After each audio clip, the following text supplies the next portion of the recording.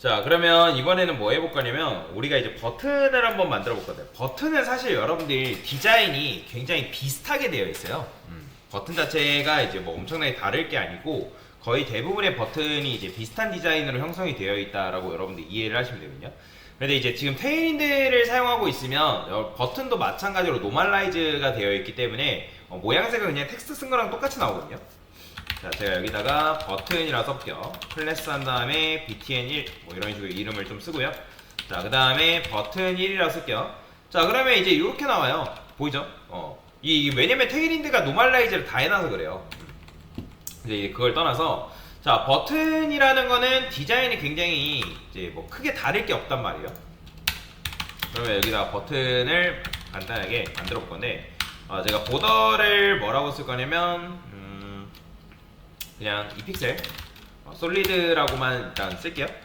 이렇게 쓰고 자, 그 다음에 너비 같은 경우는 그냥 이 뭐 몇으로 쓰는 게 좋으려나? 16, 10rem 10rem이라고 써볼게요. 10rem. 그 다음에 높이 같은 경우는 여기다가 한 5rem 이렇게 적을까요? 그러면 이제 이런 형태가 나오죠. 4rem. 그 다음에 여기다가 보더 레디우스라 써서 보더 레디우스를 한 11.3rm이라 써볼게요. 자, 그러면 이제 버튼이 이렇게 나오죠. 그 다음에 얘는 이제 기본적으로 커서 포인터도 이제 걸려 있어야 되고요.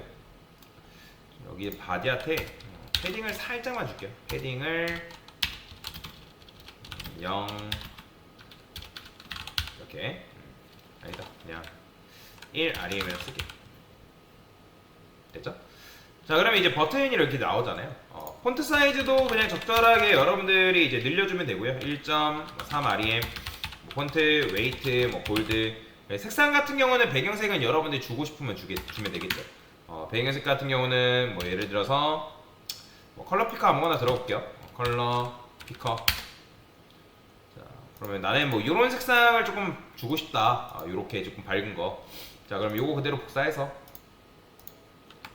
이렇게 이제 배경색을 부여할 수 있겠죠. 그 다음에 뭐 컬러 같은 경우는 뭐 화이트가 나왔으면 좋겠다. 자, 그러면 아니는 그냥 블랙이라 써줄게요. 자, 그럼 버튼이 이렇게 완성됐죠. 버튼이 완성이 됐는데 뭐 마우스를 올렸을 때 처음에는 이제 컬러는 이제 블랙으로 나오다가 여기다가 마우스를 올렸을 때 호버 했을 때 뭐 배경색이 살짝 진하게 바뀐다거나 컬러도 마찬가지로 뭐 화이트로 변경된다거나 뭐 그렇게 바뀔 수도 있는 거잖아요. 그죠? 자, 그러면 살짝 진한 요런 색상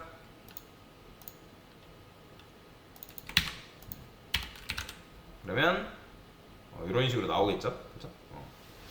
보더는 쓰지 말까요? 보더 화이트라 쓸까요? 보더 쓰지 마시다. 됐어요. 자, 그 다음에 저는 트랜지션 해가지고 그냥 여기다가 5를 한 다음에 0.3s 한 다음에 이지라고. 그러니까 5라면 이제 여기 반영된 배경색 요거 백그라운드 컬러랑 컬러를 매번 쓰기 너무 귀찮아서 제가 5이라 써준 거거든요.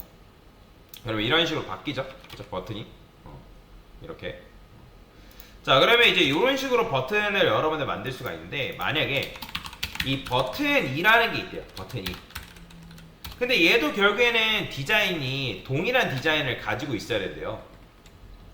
그럼 원래는 여러분들이 어떻게 했죠?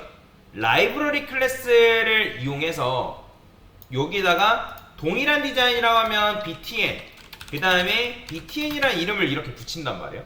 자, 이런 식으로 붙이고 요것만 뭘로 바꿔주면 되는 거예요. 요것만 btn이라고만 바꿔주면 되는 거잖아요. 그죠? 그러면 얘도 마찬가지로 동일한 디자인이 이렇게 반영되니까 그 다음에 내가 만약에 뭐 이 녀석만 디자인을 다르게 한다라고 하면 우리가 이것만 어떻게 하면 돼요?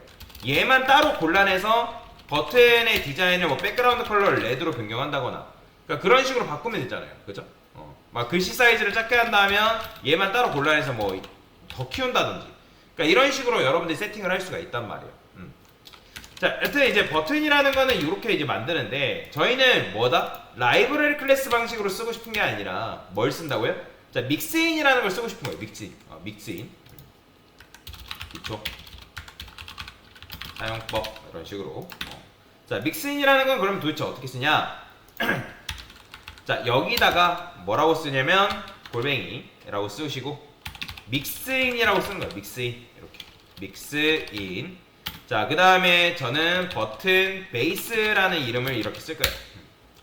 자, 그러면 이 믹스인이라는 게 뭐냐면 정의한다는 거예요. 정의. 이게 지금 재사용 컴포넌트 정의다라고 보시면 돼요. 그러면 여기다가 지금 버튼에 관련된 디자인을 여기 이제 이거 있죠. 그대로 잘라내게 해서 여기다 넣는 거예요. 그 다음에 자, 요 믹스인, 요 버튼에 대한 디자인이 필요한 곳에다가 여러분들 어떻게 해주면 되냐면 그냥 여기다가 골뱅이 include라 쓰시고 이게 끝이에요. 자, 보시나요? 버튼 반영되는 거, 그죠?